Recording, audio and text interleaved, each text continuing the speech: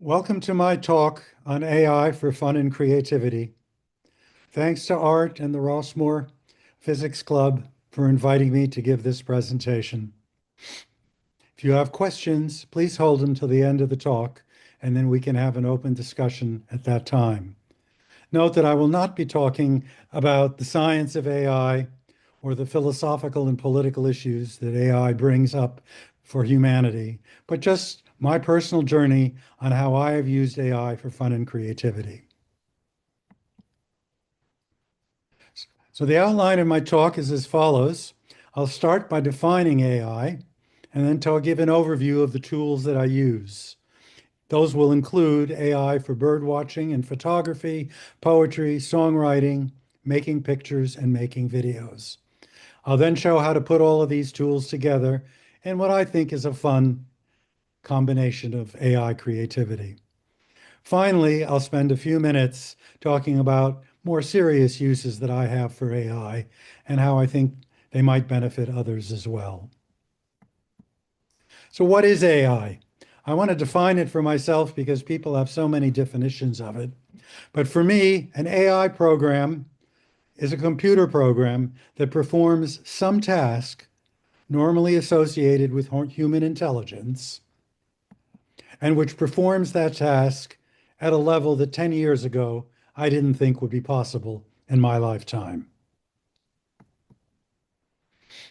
So I use AI for many kinds of tasks, fun and more serious, and I especially use it for tasks in which I have limited natural ability, things like art and music and poetry. In particular, I'll be talking about identifying birds with Merlin, taking better photographs, writing poetry and stories, writing songs, creating artwork, and creating videos. And next to them are the programs that I primarily use for these various tasks.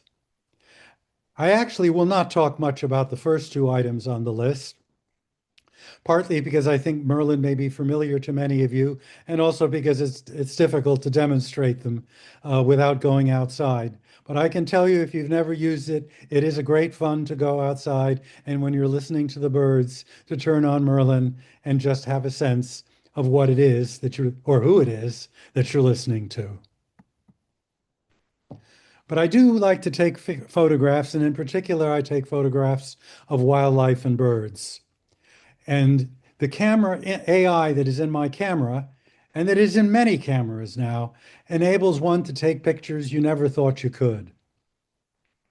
In your camera, you have, in many cameras, especially high-end cameras, there will be a place where you can set what they call subject detection. And you can tell the camera, I want to take pictures of birds or dogs or people. And it will look on the screen for any bird or dog or whatever it is you're asking for and focus on that. Even if even if the individual that you're in question is not in the center of the screen. And sometimes even if you, the photographer, haven't even seen it. I've had the experience on a few occasions where the AI has found a bird in the bushes that I haven't seen, and I was able to get a picture of it. Now, it is possible, even without AI, to take some really remarkable bird pictures. But for an amateur like myself, getting a picture like this one was not possible before I had AI. A picture of a bird in flight where you can see its eye in perfect focus. This is something that is very difficult to do without an AI camera. That said, we all have many photographs that we took before the time of AI, or that just didn't work out for some reason or another. For that, there are programs that exist to take old photographs and improve them. The one I've used is called Topaz AI. It works very well. Unfortunately, they've recently very much raised their prices, so that if I were starting out now, I probably would not use Topaz AI. There are competitors out there that are either free or much less expensive. And the one that I'm familiar with is called AI Arty. And but I must admit, it's the one program that I'm talking about in this talk that I have not personally ever tried. But I'm told from what I've read on the reviews that it does a comparable job to Topaz AI. Topaz AI can do things like sharpen pictures, remove noise from pictures, or just improve the resolution so you can blow pictures up. So here's an example, and I hope that the screen is good enough so that you can actually see the difference.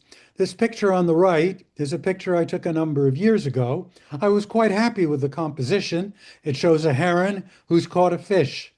Unfortunately, the fish was kind of, the heron and the fish were kind of far away, and the picture's a bit blurry. It's out of focus. Whoops, that's not what I wanted to do. And so I ran it through Topaz AI, and the result is what you see on the left. Like I say, I hope it's apparent from the two images that it comes across over Zoom. But if you look at the eye here, the eye there, it's significantly sharper. And similarly, the feathers here are significantly sharper. The beak is sharper. And overall, the picture is a lot better. The next application of AI that I want to talk about is AI for generating poetry. Now, put the poetry in quotation marks because, quite frankly, I think the poetry that comes out of AI is pretty lame, at least in my hands. I've tried different software. I'm going to show, for this particular demonstration, for this lecture, I tried Perplexity, which is until recently has been my favorite AI program, ChatGPT because it's so well known, and Grammarly because it was advertised as being specifically good for poetry. In any case, you have to give the you have to give the program a prompt. You have to tell it what you want its poem to be about. So this is the prompt that I gave for this particular talk. I wrote, write an amusing sonnet or limerick for the Rossmoor Physics Club, using as much as possible of the following data. The Rossmoor Physics Club is in Rossmoor, a senior community located among golf courses and pickleball courts in Walnut Creek. It's led by Bob L. and Peter Mack, with Bob K. to Zoom and teach, and with the Steves and an occasional Chuck or Chass available for physics consulting. The club is an eclectic group of regulars and Goldilocks members who enjoy learning physics each Tuesday morning at all levels. So this was of the three programs, the sonnet I liked the best or disliked the least was the one from ChatGPT. It starts out like this: in Rossmoor's green, where golf balls slice the air and pickleballers thwack with seasoned grace, each Tuesday minds assemble, keen and rare, to chase what Newton thought through time and space. Bold Bob L leads with Peter Mack in tow, while Bob K zooms, our virtual engineer. The Steves consult when mysteries overflow, and Chass or Chuck may drop some insight here. And then it goes on, and you get the idea. In terms of the limerick, I liked Perplexity's the best. Here is Perplexity's limerick. In Rossmoor, where golf meets the rocks, physics thrive between pickleball knocks. Bob L. and Peter Mack steer, with Bob K. zooming near, while Goldilocks learn and regulars flock. Not the world's greatest poetry, but that's what I got. Generating songs, I find a lot more interesting than generating um, poetry. Until recently, pretty much the only game in town that I was aware of that was either free or low cost was with Suno. And Suno is an interesting program. It's been around for about a year and a half, couple of years. I've used it to send birthday greetings, birthday songs to many friends. And with Suno, the way it was originally, you had to give it a prompt. And the tricky part with the old Suno was it had to be limited to 200 characters, a character meaning a letter or a space or a punctuation mark. So you have to be very concise. Now Suno has expanded, and now you can either give it a prompt or you can actually give it the lyrics, and you also give it a style. So in this case, I gave it the lyrics of the sonnet from that I had generated with the poetry AI, and I asked for a style of country music. And this is what Suno came up with.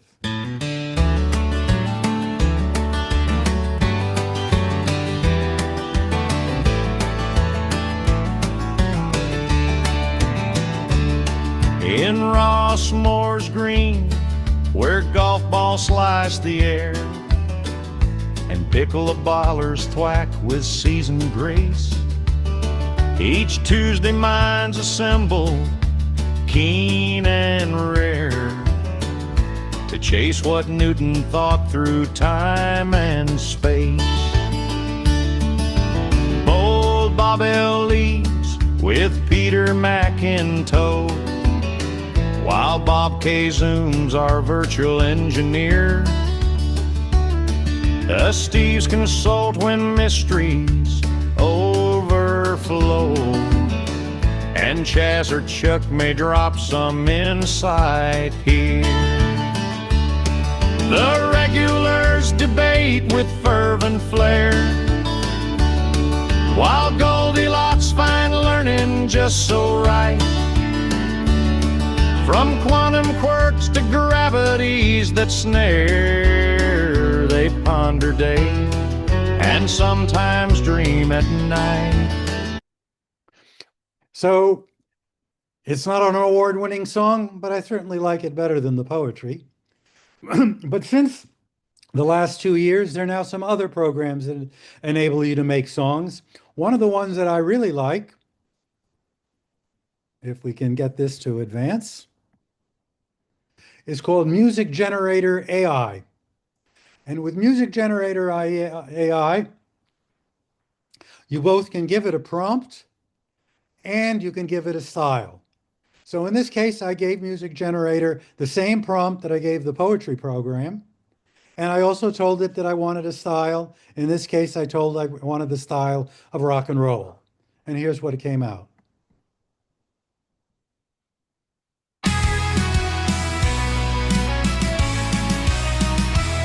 Out in Rossmoor, where the greens stretch far, among the courts, where the pickleball spar, we gather round a curious crew. Bob, L, and Peter, with wisdom so true.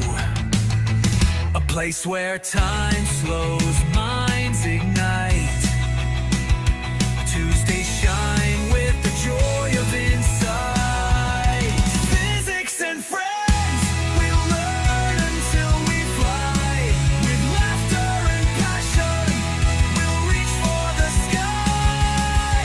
Zooming through theories, from mass to the light. In the heart of Rossmoor, we'll shine oh so bright. With Bob K guiding, the screens come alive. Steve's and the others, in knowledge we dive. Goldilocks members, just right for the task. We unravel the secrets, all you need is to ask. From particles to galaxies, we'll chase down the stars. Each question a journey, no matter how far. Physics and friends, we'll learn until we fly. With laughter and passion, we'll reach for the sky. Zooming through theories, from mass to the light. In the heart of Rossmoor, we'll shine oh so bright. So that's what you can do with Music Generator AI. I think it's kind of fun, but there's more that you can do with AI in the terms of creativity and fun than just making music. The next thing that I also wanted to do was do artwork, something I have absolutely no skill at. And it turns out that nowadays there are a lot of different programs to do that. And it can be quite confusing. One website that I have found helpful in that regard is called vImmerse. And it has the opportunity where you can write a prompt using text to image, and then you can pick one of about a half dozen different video still image generators to make a picture based on your prompt. And I should say that when I first started doing this a couple of years ago, vImmerse did not exist. And in fact, hardly any of these programs existed. The two that were available then were called Stable Diffusion and DALL-E 3. And those were the two that I used and actually demonstrated when I gave the talk on AI at the Rossmoor Physics Club 2 years ago. But before you can get started with all of this, you have to decide what you're going to, what you wanted the AI to make a picture of. I didn't really have much of any idea at all. So I asked a friend, I said, what should I draw? And she said, well, I really like weasels. I said, okay, but what do you want the weasels to do? And so she said, well, I'd like them to play badminton. I said, okay, and what style would you like them to do it in? And she said, I'd like them to do it in the style of Degas. So this was the prompt that I gave for the start of what became my weasel project. Tutu wearing weasels playing badminton in the style of Degas. And this is what I got. I wasn't too disappointed. We got weasels and they're wearing tutus and they're sort of playing badminton. It wasn't quite right though. For starters, if it's in the style of Degas, I'd want them in Paris. And the other problem was they're playing with a ball. And back when I learned how to play badminton when I was a kid, we had something else we called a birdie. So I thought maybe I could do better. So the next time I asked them, I want my weasels to play to play badminton in Paris. And so here was the prompt, tutu wearing weasels playing badminton in Paris. And we got the Eiffel Tower in the background. I think the weasels are a bit more photorealistic, and I was really quite pleased. But now, not only was there, they didn't have anything they were playing. They weren't playing with a ball. They certainly weren't playing with a birdie. So I gave them another prompt. I told them, I want these weasels wearing tutus playing badminton, but I want them to play with a birdie in Paris.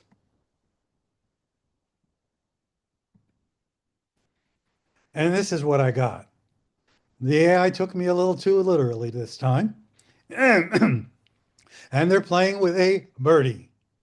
And so that was a state of the art for me for a while until a friend of mine pointed out that the official word for the device that I was that you play play badminton with is a shuttlecock. So finally, I gave the prompt: draw me weasels and tutu playing badminton with a shuttlecock in Paris. Here's the prompt, and this is what I got. And I think now we're doing pretty good. This is certainly way beyond anything that I could do as an artist with my totally lack of skills in art. Well, but whenever always wants to go a little bit further. And so once you can draw still, make nice pictures like this, the next thing I wanted to do was really have the weasels playing badminton. And that required having a video. And 2 years ago, when I did this, when I made this picture and I was trying video for the first time, the capability of AI video, at least what you could do for free or for very little money on the internet, was very limited.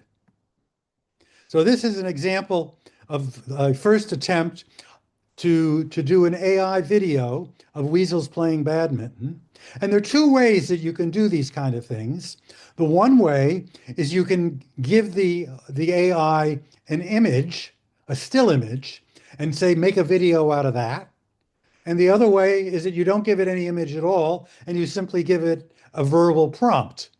So this was state of the art 2 years ago for a video from weasels with an image, the image I showed you before of the weasels, and this is what came out. Not too impressive. You saw the shuttlecock for a second, and then it disappeared, and the weasels moved a little bit, but not very much. So I thought, well, what'll happen if I, instead of giving it the image, I give it a prompt? So this was again 2 years ago. I'm not even telling you what programs I was using because these examples are so bad. But this was a prompt, text prompt, tutu wearing weasels playing badminton, and this is what I got.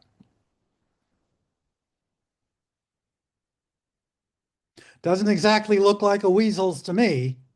And so I tried again. This time I said tutu wearing weasels, and then I put in parentheses, not humans playing badminton. And we got this.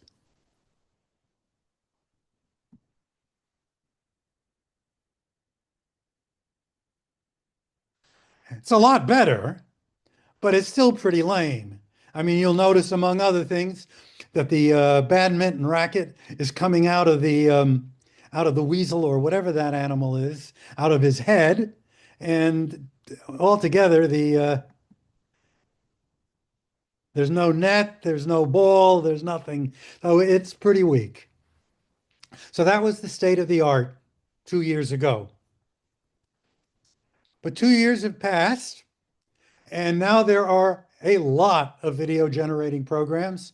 And recently, many of them have become free or very expensive to use, inexpensive to use for, for hobbyists. Once again, if you're getting started, I recommend you might want to go to vimmerse because there you can put in either a prompt or an upload an image or even a video that you want to be as the basis of your video. And then you can choose under AI video or AI motion one of a half dozen or more videos, or you can let it choose one for you. And so that works really well if you start out. There are two downsides to vimmerse that I should warn you about. One is that it costs a bit of money, not much, but especially if you're doing a bunch of videos that are longer videos, it can start to add up. The more important drawback, however, of vimmerse is that the only video generators that you can use are the ones that are loaded on its website. And I have found that although I really like Kling AI a lot, which is on their website, two of the others that I like the best, which are VO and Sora, are not available or else are very expensive to use on their website. So, so let me show you though what you can do, however, with these things. So this is using Kling via vimmerse, and this is again starting with that same image, but now is the way it looks 2 years later.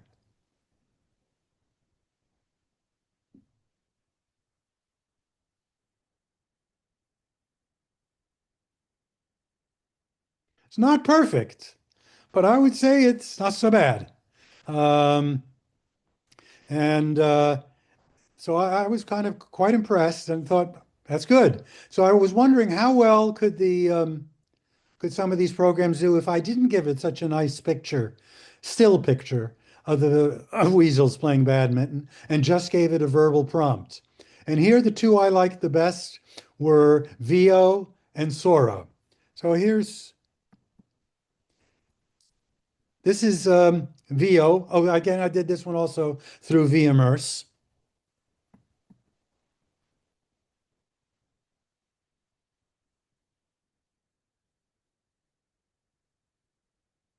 I think it's pretty good just from a verbal prompt. I'll show it one more time. I particularly like the way how the weasel balances the birdie on his nose before he serves, or before she serves, probably, I should say. So that's VO. Pretty cool, I would say. It looks like Paris in the background. Here's here's Z here's Sora. Sora, the video is perhaps not quite as, the visual is not perhaps quite as impressive as in VO, but it's actually got some sound to it. I hope you can hear it okay. Backhand brilliance coming up. Ha! Try me, twirler. You ask for it. Still flying. And smash! Whoa, okay, point to you. Vive le badminton! Encore after crepe. I think that's pretty cool. I'll do it again because I think it's just so nice. Backhand brilliance coming up. Ha! Try me, twirler. You ask for it. Still flying. And smash! Whoa, okay, point to you. Vive le badminton! Encore after crepe. Okay. So I think, Sora and Vio are both pretty cool. But now to really have fun with being creative with AI, for me, it's a question of being able to put more than one of these programs together. So the first example I want to give is of combining text and video. And for me, the tool that's worked best for doing this is called Dreamface, and it's from Newport AI. And here's an example of what happens when you do that. In Rossmoor's green, where golf balls slice the air, and pickleballers thwack with seasoned grace, each Tuesday minds assemble keen and rare, to chase what Newton thought through time and space. Bold Bob L. leads with Peter Mac in tow, while Bob K. zooms, our virtual engineer.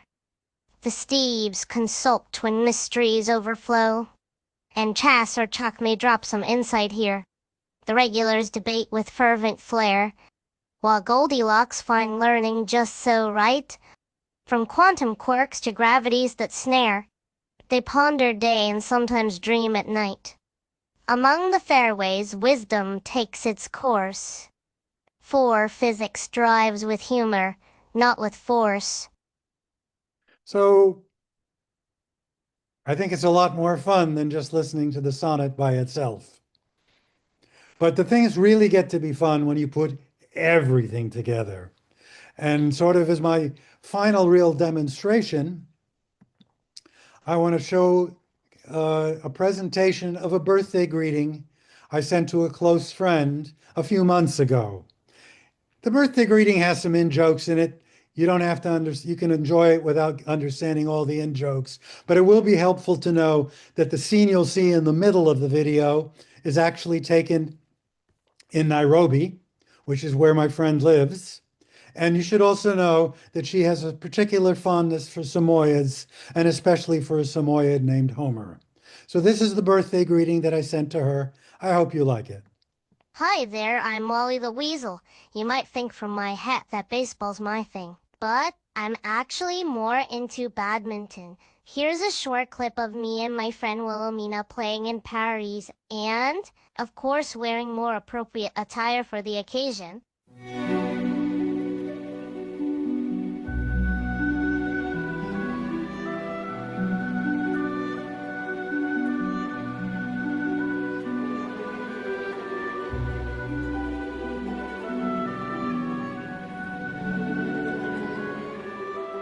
Well, I hope you enjoyed my clip of Wilhelmina and me playing badminton in Paris. In case you're curious where we're playing next, Cheese, here's a sneak preview.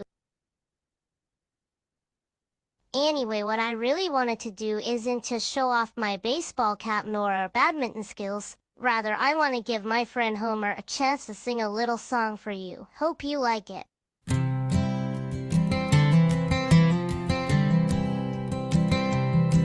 An American dad with heart so wide adopted sweet Zaynab with love and pride.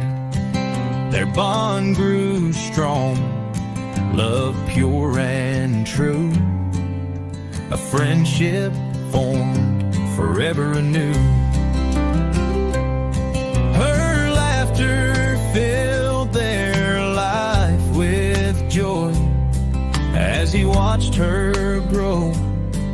His heart did boy, with Hassan by her side, her smile so free.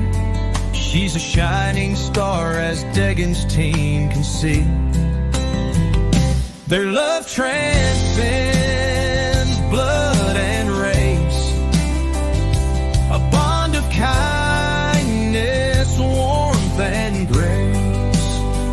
Father and daughter, hand in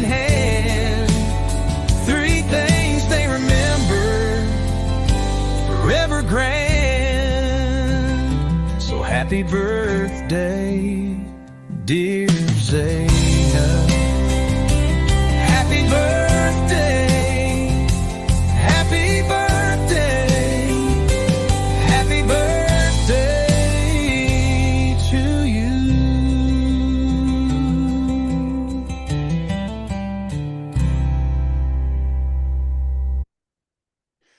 So that gives you a little bit of an idea of some of the fun things that you can do with AI.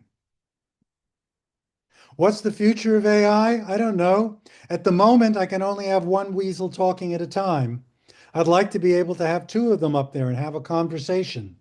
And that would be able to lead more to a video which has a little bit more content to it. Further in the future, I'm envisioning Weasel Pong as being the future of the Weasel Project. You all may remember Pong from 30, 40, 50 years ago. It was one of the first video games. Well, can you imagine what it would be like rather than just having lame vertical lines hitting the ball back and forth if you each had a weasel and you could each play Pong, playing it, having it go back and forth. At the moment, that's beyond my skill, or I think any of the skills of off-the-shelf AI video programs. But who knows? 2 years from now, Weasel Pong may be here.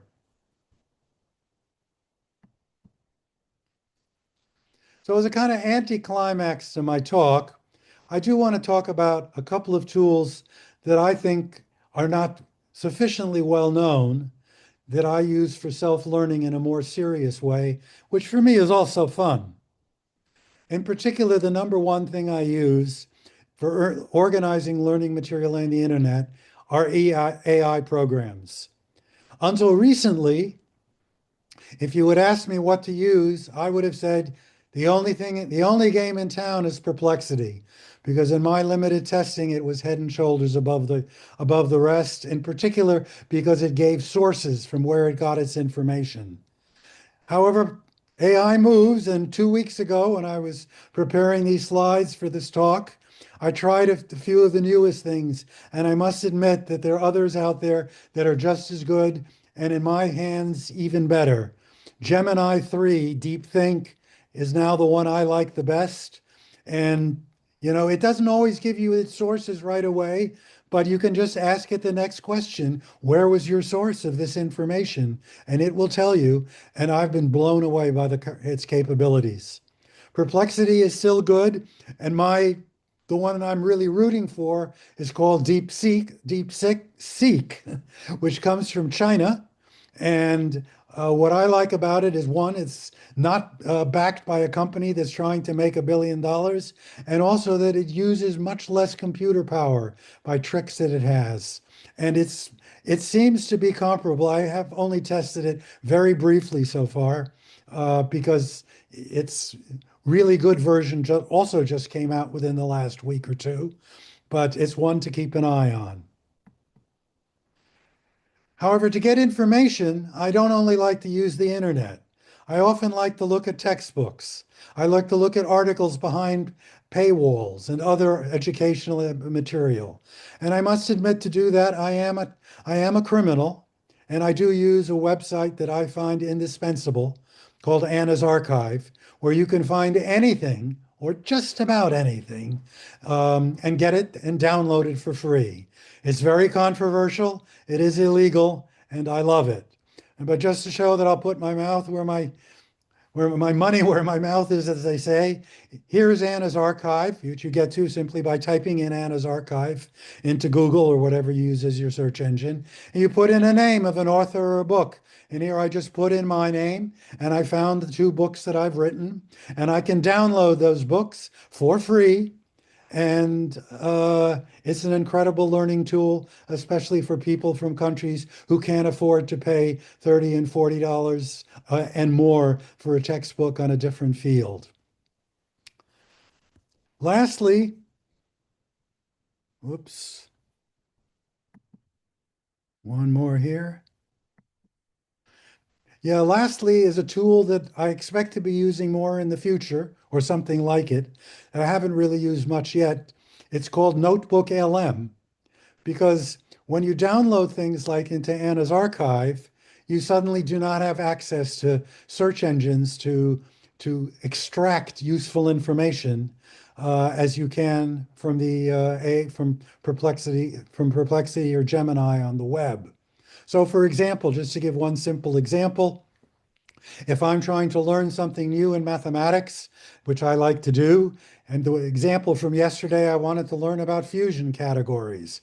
So I typed fusion category into Gemini and Perplexity and got some good answers, but I wanted to know where they came from, and I wanted to know if there was a textbook which described it more clearly. All I could do then was use something like Spotlight on my Macintosh to look for the term fusion category, and it would find the books that had that term in it, but it wouldn't know whether it was defining the term or whether it was simply a reference to an article that had been published in some journal. Notebook LM is a program that's done, comes from Google, where you can input into it your information, which could be, for example, 50 books that you got from Anna's archive, and then it will go search through your 50 books or the ones that you have uploaded, and you can do an AI type search there. There are reasons why Notebook LM for that application are still kind of limited, but I suspect long before I give another talk in 2 years, they will be gone. Those limitations will be gone. So that's about all that I have to say on about AI. I hope you've enjoyed this talk, and that's the end. And so, if you have any questions, thanks for listening, and bye now.